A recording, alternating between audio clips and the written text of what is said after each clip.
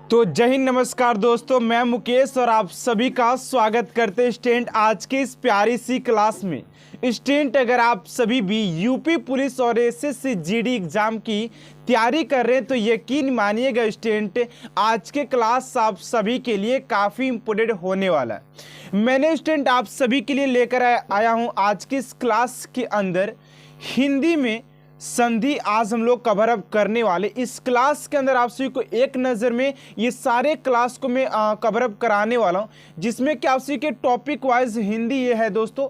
आज इस क्लास के अंदर हम लोग बात करेंगे सिर्फ संधि के बारे में कि संधि किसे कहते हैं, संधि कितने प्रकार के होते हैं और इससे बनने वाले 100 यानी कि 100 मोस्ट इंपोर्टेंट क्वेश्चन को सॉल्व करने वाले, वो भी आसान तरीका से। इतना आसान तरीका कि आप सभी ने शायद ऐसा पहला तरीका आप सभी ने कभी पहले देखे होंगे।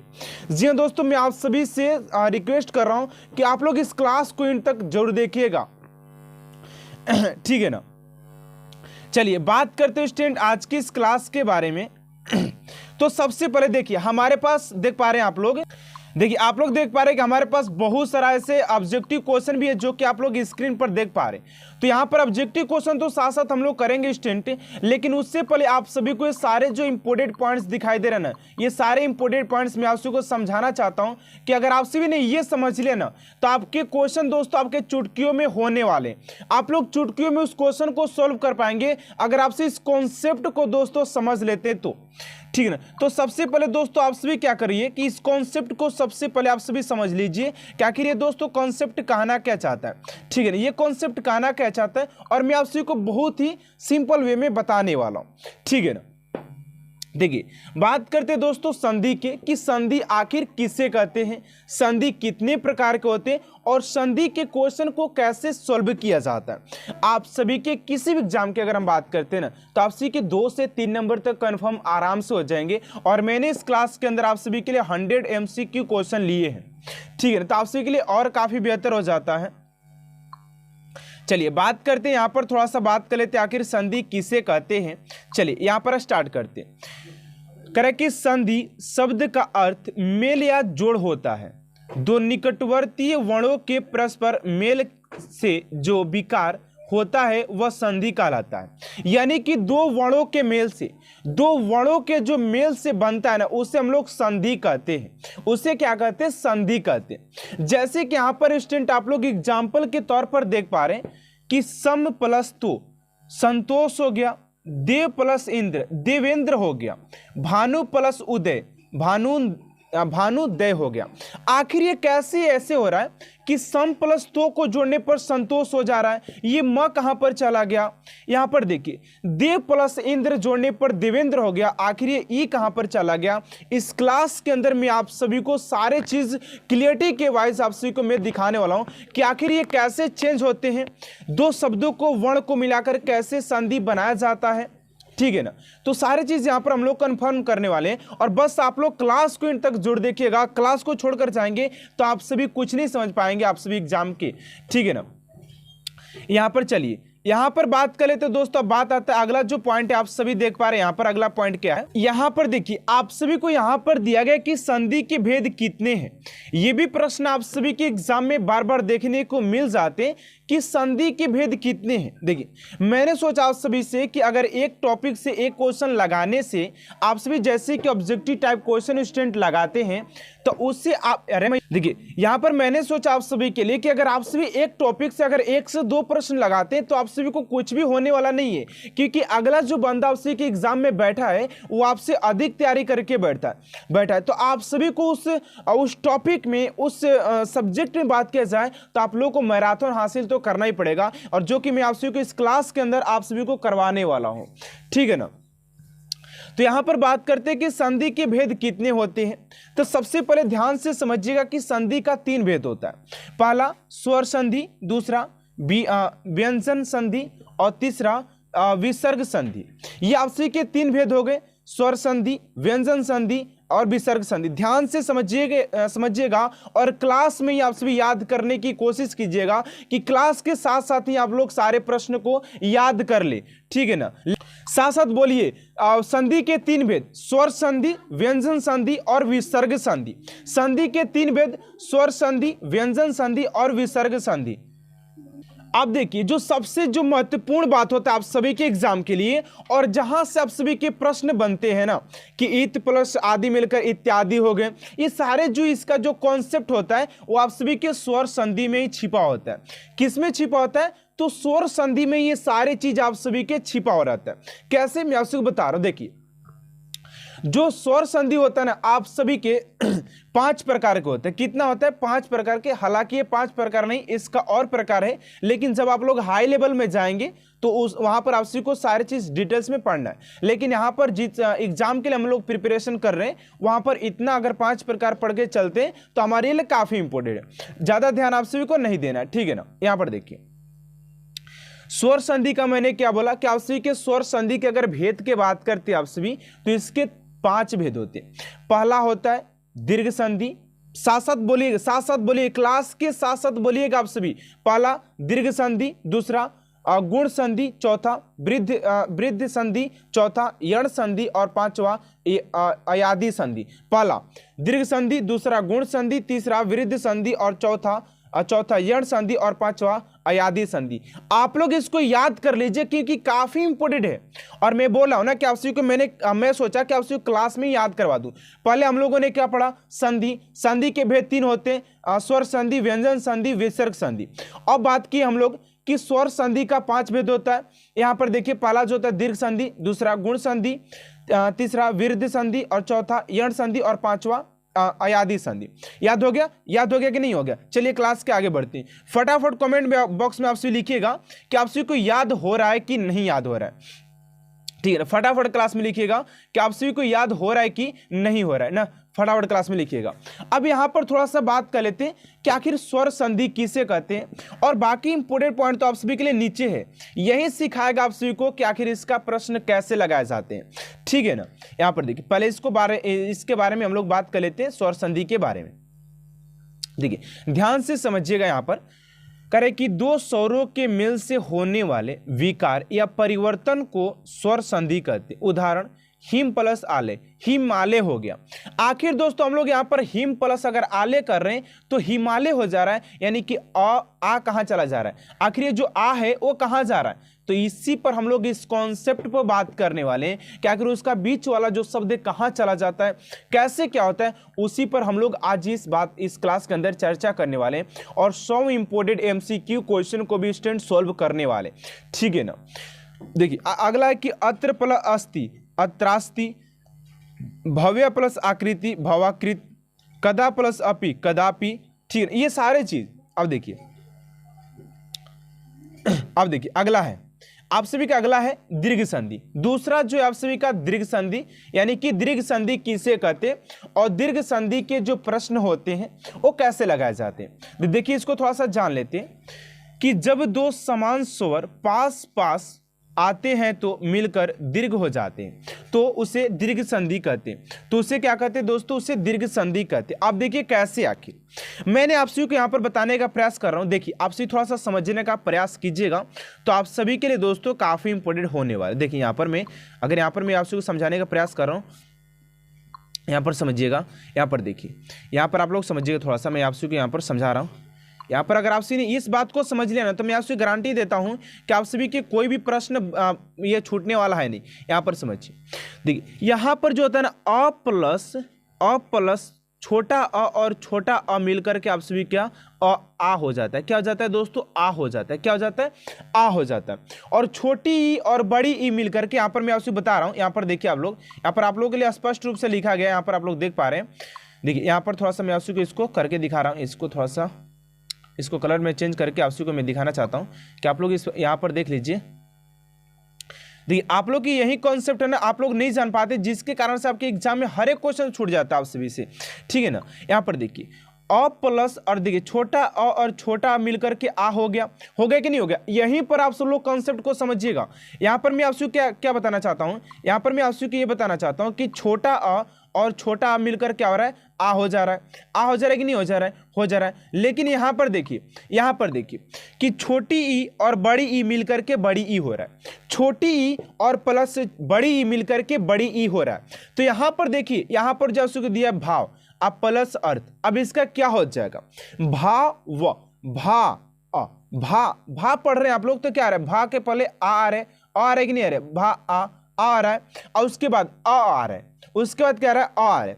तो अ मिलकर क्या हो जाएगा, आ हो जाएगा, तो भा वार्थ हो जाएगा। तो क्या हो जाएगा, दोनों मिलकर के बड़ा यानी कि बड़ा ए बनाएगा। तो जब ये बड़ा ए बनाएगा, तो मैंने आपसे कभी बताया है कि जब ये बड़ा अ बना दे, क्या कर दे दोस्तों, ये जब ये बड़ा अ बना देगा, जब ये क्या करेगा, ये अपने आप से ये बड़ा अ बना देगा, तो हम लोग को सिंपली करना क्या, ध्यान से समझिएगा। इसका जो आंसर निकल कर आएगा दोस्तों आप सभी का, यहाँ पर देखिए, इसका जो आंसर निकल कर आएगा भावार्थ, भावार्थ निकल कर आएगा, भावार्थ, ठीक है ना, भावार्थ हो जाएगा। ऑप्शन नंबर यहाँ पर देखिए, यहाँ पर भावार्थ हो जाएगा, ऐसे इसको लिख सकते हैं हम लोग, ठीक है ना। अब अगला देखिए, अगला थोड़ा सा ध्यान से समझिएगा, और इस क्वेश्चन का, इस क्लास का पीडीएफ मैं आपको प्रोवाइड करने वाला हूँ। तो घबराने वाली बात नहीं है कि इस क्लास का पीडीएफ कहाँ से डाउनलोड करें, क्या कैसे करें, तो घबराने वाली बात नहीं है, इस क्लास का पीडीएफ आप सभी को प्रोवाइड किया जाएगा, ठीक है। यहाँ पर देखिए, बस आप लोग समझते चलिए कि आखिर कैसे कहाँ। देखिए अगला, देखिए यहाँ पर जो अगला कर रहा है कि छोटा ई और बड़ी, यहाँ पर देखिए मैं आपसे बता रहा हूँ, एकदम ध्यान से समझिए, कोई जल्दबाजी नहीं है। आप लोग अगर कंसेप्ट दोस्तों समझ लेते तो क्वेश्चन लगाने में आप लोग चुटकियों में बना देंगे क्वेश्चन, जो कि मैंने आप सभी के लिए नीचे 100 क्वेश्चन लिया है, जो कि आप सभी को लगाना है, ठीक है ना। तो घबराइए मत आप लोग कि क्वेश्चन सर लाइए, क्वेश्चन जल्दी लाइए, कोई दिक्कत नहीं है। पहले आराम से कॉन्सेप्ट को आप लोग समझ लेंगे, तो आप लोग क्या करेंगे, क्वेश्चन को जल्द से जल्द सॉल्व कर पाएंगे। देखिए यहाँ पर जो छोटी ई है, यहाँ पर ये पेन में ले रहा हूँ, सिलेक्ट कर रहा हूँ, यहाँ पर देखिए, यहाँ पर समझिएगा, यहाँ पर ये छोटी ई और यहाँ पर बड़ी, यहाँ पर देखिए छोटी ई और ये छोटी ई और ये बड़ी ई मिलकर के बड़ी ई बना रहा है। तो यहाँ पर देखिए गिरी, गिरी ई, अब गिरी पढ़ने पर आप लोग को ई आ रहा है कि नहीं आ रहा है, ई आ रहा है कि नहीं आ रहा है, आ रहा होगा। आप सभी को गी पढ़ने पर, गिरी करने पर ई आ रहा है। और यहाँ पर देखिए, यहाँ पर छोटी ई आ रहा है और यहाँ पर प्लस करके बड़ी ई आ रहा है, तो बड़ी ई और छोटी मिला करके बड़ी ई तो हो जाएगा। अब यहाँ पर क्या लिखेंगे, गिरिश लिखेंगे, क्या लिखेंगे, गिरिश। अब ये दोनों मिल करके तो हट जाता है, क्या करता है दोस्तों, ये हट जाता है, तो उसके बाद जो शब्द बनता है उसको हम लोग लिख लेते हैं।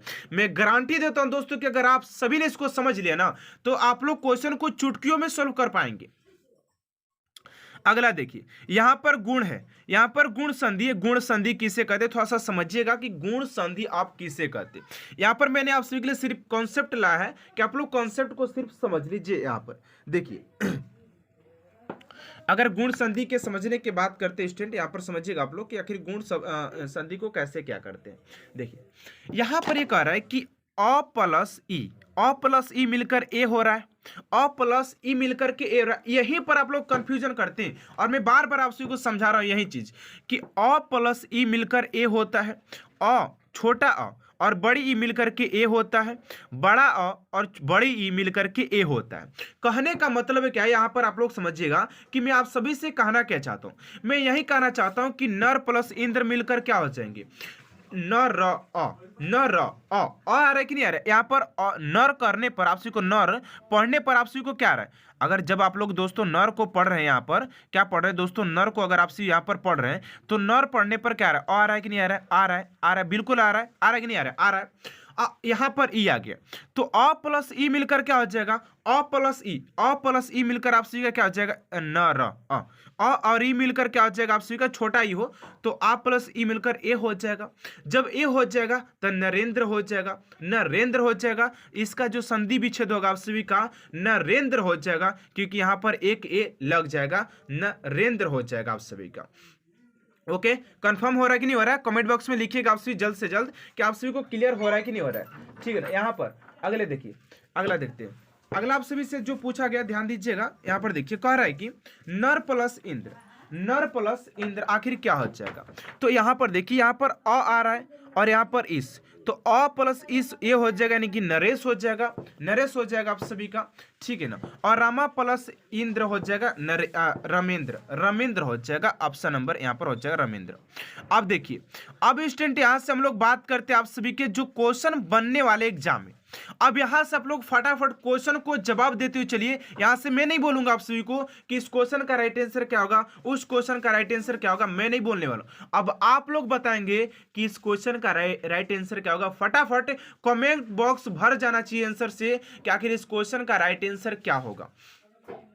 दो वर्णों के मेल से, यहां पर देखिए मैं इसको कलर को चेंज कर रहा हूं बिकॉज कलर हमारा थोड़ा सा दूसरा है, वाइट ये ग्रीन अच्छा नहीं लग रहा है, इसको थोड़ा सा चेंज कर देते। नहीं, यहाँ पर चेंज करके इसको थोड़ा सा हम लेंगे कौन सा कलर, तो यहाँ पर कलर जो मैं चूज करने वाला हूँ आप सभी के लिए, यहाँ पर ये बहुत अच्छा कलर है। नहीं, यहाँ पर ये शोभता भी है, इस कलर को हम लोग यहाँ को सिलेक्ट कर ले। देखिए दो वर्णों के मेल से होने वाले विकार को कहते हैं।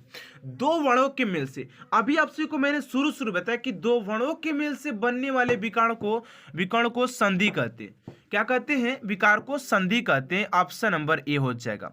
हमसे पहले स्टूडेंट आप सभी का आंसर आना चाहिए, आप लोग इतना करिएगा, ठीक है ना।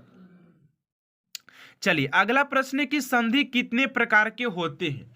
यहां पर स्टूडेंट आप सभी से पूछा गया है कि संधि कितने प्रकार के होते हैं, 1 2 3 4। और आप सभी को मैंने शुरू बताया कि संधि जो होता है वो 3 प्रकार का होता है। जो पहला होता है आप सभी का स्वर संधि।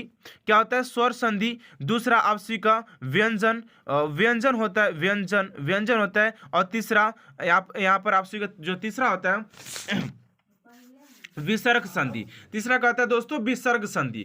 तो आप सभी का ऑप्शन नंबर सी, ऐसे आप सभी को दिखाई दे रहा है कि ऑप्शन नंबर सी आप सभी का राइट आंसर हो जाएगा, ठीक है ना।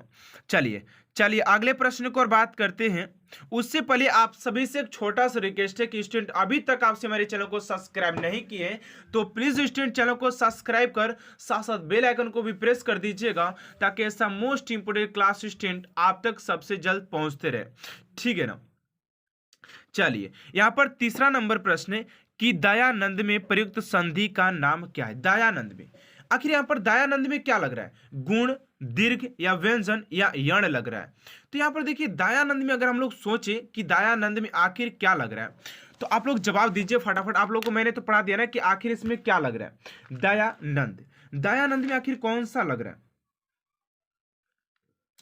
देखिए दयानंद में कहने का मतलब जो ना इस यहाँ पर जो तात्पर्य है आप सभी का दीर्घ संधि। अब दीर्घ संधि में आप सभी को मैंने क्या पढ़ा है कि दीर्घ संधि मैंने आप सभी को यही बताया कि जो दीर्घ संधि होता है दोस्तों वो अ प्लस ई मिलकर के वो क्या कर देता है, बना देता है। तो यहाँ पर यह है, यानी कि ऑप्शन नंबर आप सभी का बी राइट आंसर हो जाएगा। ऑप्शन नंबर बी आप सभी का राइट आंसर हो जाएगा, ये दीर्घ संधि है। अगला देखिए, अभी देखिए आपके पास बहुत सारे प्रश्न जैसे कि आप लोग, मैं आपको दिखा रहा हूं, देखिए यहाँ पर आप लोग देख पा रहे हैं ना, यहाँ पर आपको संधि निकालने का भी प्रश्न। देखिए यहाँ पर सारे जो प्रश्न है, यहाँ पर सारे जो प्रश्न टाइप किए गए हैं वो आप सभी के लिए काफी इंपॉर्टेंट है, जैसा कि आप लोग स्क्रीन पर देख पा रहे हैं। तो पहले शुरू से एकदम विस्तार से हम लोग पढ़ेंगे, एकदम बेसिक लेवल से, तब जाकर ऊपर जाएंगे, तब पढ़ने में आ जाएगा, ठीक है ना। अगर आप लोग ऊपर भागेंगे ना तो आप लोगों को कुछ भी समझ में शायद नहीं आएगा। तो मैं ऐसा नहीं चाहता हूं कि आप लोगों को कुछ भी समझ में ना आए और आप लोग सिर्फ क्लास फाने, तो ऐसा अच्छा नहीं आप सभी के एग्जाम के लिए, ठीक है ना। देखिए यहां पर पूछा है कि कपिल में प्रयुक्त संधि का नाम क्या है। तो कपिल में हम यहाँ पर क्या हो जाएगा, तो कपिल में भी दीर्घ संधि लग रहा है, कपिल में भी दोस्तों दीर्घ संधि लग रहा है। ऑप्शन नंबर बी आप सभी का राइट आंसर हो जाएगा। कपिल में भी क्या लग रहा है? दीर्घ संधि ही लग रहा है, ठीक है ना। चलिए अगले प्रश्न को और बात करते हैं। आप सभी का 5 नंबर प्रश्न कि सदैव में प्रयुक्त संधि का नाम क्या है। सदैव, तो सदैव मैंने आप सभी की एग्जाम्पल नहीं कराया ना, तो सदैव में अगर हम लोग बात करते हैं ना स्टूडेंट, देखिए सदैव में अगर हम लोग बात करते हैं कौन सा प्रयुक्त होता है, तो आप सभी का जो हो जाएगा ऑप्शन नंबर हो जाएगा आप सभी का वृद्धि संधि। यहाँ पर व्यंजक, स्वर, विसर्ग, तो कौन सा होगा? देखिए तो स्वर्ग आप सभी को पता होगा कि 5 का जो राइट आंसर होना चाहिए बी, क्योंकि ये बी में ही आएगा, क्योंकि स्वर्ग संधि का ही हम लोगों ने भेद पढ़ा है जिसमें कि ये सारे प्रश्न बनने वाले, ठीक है ना। इसके फालतू कुछ भी नहीं आने वाला है आप सभी के। यहाँ पर देखिए इनमें से कौन स्वर संधि का उदाहरण है, इसमें से कौन जो है वो स्वर संधि का उदाहरण है। संयोग, मनोहर, नमस्कार या पवन। देखिए यहाँ पर जो 6 का हो जाएगा ऑप्शन नंबर डी, यानी कि पवन हो जाएगा। पवन ऑप्शन नंबर डी आप सभी का राइट आंसर हो जाए, क्योंकि ये जो है ना वो 2 वर्णों से मिलकर के बना होता है। 2 वर्ण बोले तो पवन जो होता है ना, पो प्लस अन। देखिए जो पवन मिलकर के बना, अच्छा संधि किससे कहते हैं? आप सभी को मैंने अभी बताया कि संधि उससे कहते हैं जो 2 वर्णों से मिलकर बना होता है।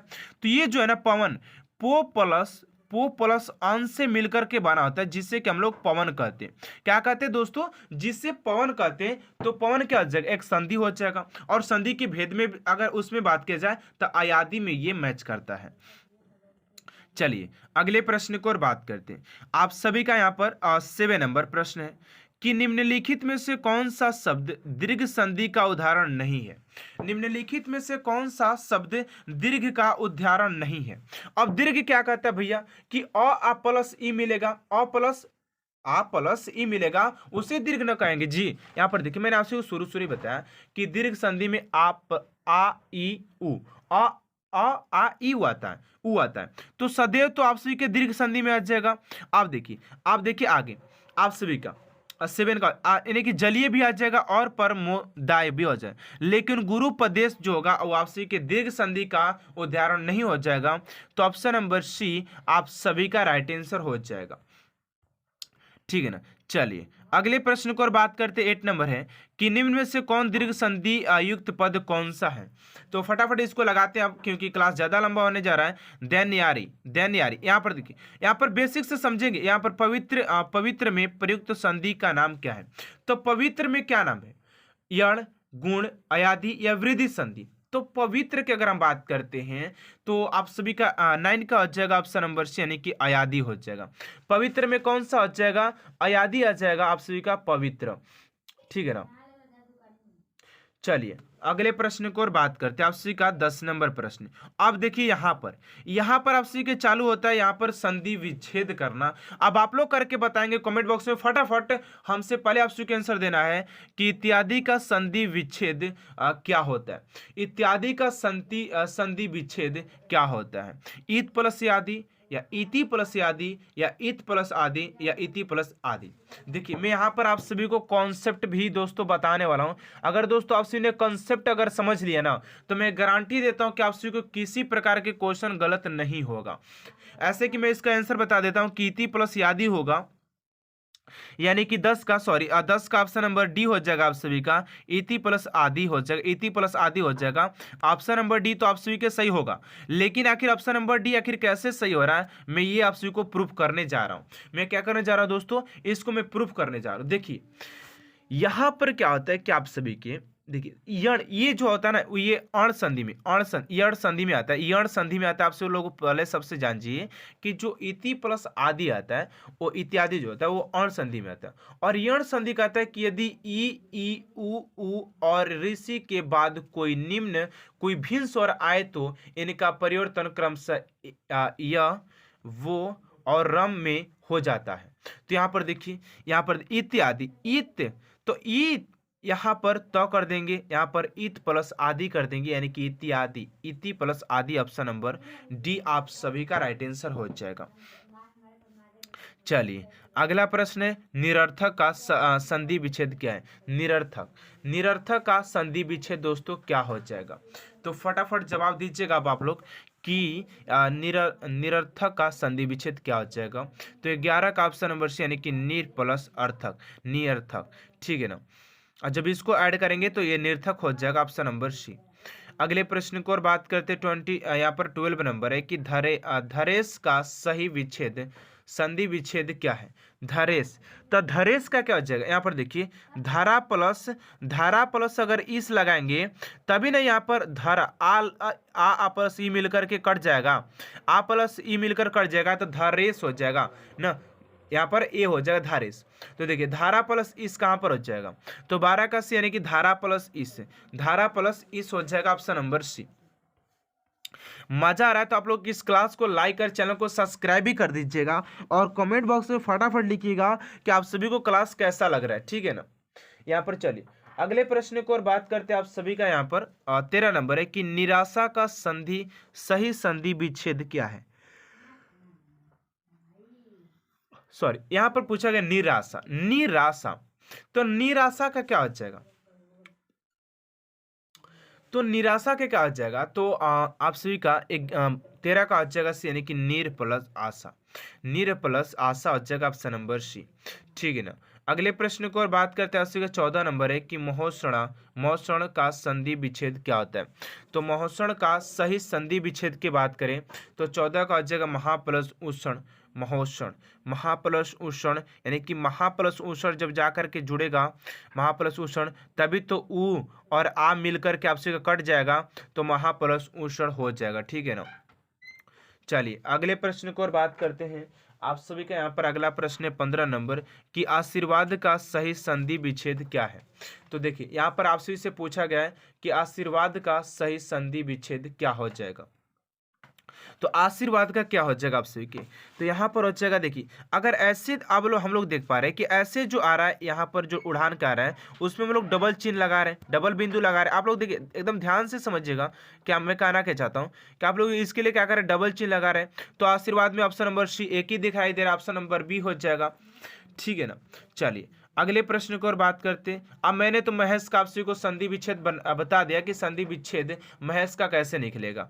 महा प्लस इस हो जाएगा, महा प्लस इस हो जाएगा और इसका आ प्लस इसका ई यानी कि ए हो जाएगा, यानी कि महेश महा प्लस इस, ऑप्शन नंबर बी महा प्लस इस, ऑप्शन नंबर बी आप सभी का राइट आंसर हो जाएगा। देखिए अगर आप सभी को एक बार में नहीं समझ में आता तो जाकर दोबारा देखिएगा, तिबारा देखिएगा, जिससे कि आप सभी को समझ में तो आ ही जाएगा। देखिए चलिए 17 नंबर प्रश्न है कि समंती का सही संधि विच्छेद क्या है। समंती का सही संधि विच्छेद क्या है। सम प्लस मति, सत प्लस मति हो जाएगा, यानी कि option number D, option number D, option number D हो जाएगा। चलिए अगले प्रश्न को और बात करते हैं। 18 नंबर है कि अन्वय का सही संधि विच्छेद क्या है। तो अन्वय, अब यहां पर इसका कंसेप्ट को समझ लीजिएगा कि इसका कंसेप्ट दोस्तों आप सभी का क्या हो जाता है। तो इसका जो कंसेप्ट आता है ना आप सभी के, मैं बता रहा हूं आप सभी को, ये जो कंसेप्ट आता है आप सभी के अवन्य का संधि विच्छेद, तो अनु प्लस आई हो जाएगा, अनु प्लस आई यानी कि 18 का हो जाएगा ए, यानी कि अनु प्लस आई हो जाएगा, आई यानी कि आई हो जाएगा, और यहाँ पर अनु ऊ और अ मिलकर के हट जाएगा तो यह आ जाएगा यानी कि अनुवय, ठीक है ना। चलिए अगले प्रश्न है आपसी का 19 नंबर कि परोपकार में प्रयुक्त संधि का नाम क्या। परोपकार में क्या है। तो परोपकार में अगर हम बात करते हैं विसर्ग गुण वृद्धि और यण, तो यहाँ पर जटिल थोड़ा सा ये बन रहा है, लेकिन इसका राइट आंसर हो जाए बी यानी कि गुण। परोपकार कर रहे हैं ना तो गुण की बात किया जरा, ऑप्शन नंबर बी हो जाएगा, ठीक है। चलिए अगले प्रश्न को और बात करते हैं आपसी का यहाँ पर 20 नंबर प्रश्न है कि निम्न में से कौन सा शब्द स्वर संधि का उदाहरण है। तो अभी देखिए फटाफट करेंगे, 20 का राइट आंसर हो जाएगा डी यानी कि मनयंत्र, ऑप्शन नंबर डी। चलिए अगले प्रश्न को और बात करते हैं 21 नंबर है कि निश्चल का सही संधि विच्छेद क्या है। 21 का हो जाएगा आपसी का निस प्लस छल, यानी कि आप लोग को मैंने पहले बताया कि अगर ऐसा लगा रहे तो आप सभी को सबसे पहले डबल चिन्ह वाला आप सभी को चूज करना है, ठीक। यहाँ पर देखिए निम्न शब्दों में किसका विसर्ग संधि है। तो 22 का हो जाएगा बी यानी कि निश्चल हो जाएगा। चलिए अगले प्रश्न को और बात करते हैं आप सभी का। देखिए 23 में देखिए कि सप्तसी का सही संधि विच्छेद, तो ऑप्शन नंबर सी आप सभी का राइट आंसर हो जाएगा। चलिए अगले प्रश्न को और बात करते हैं।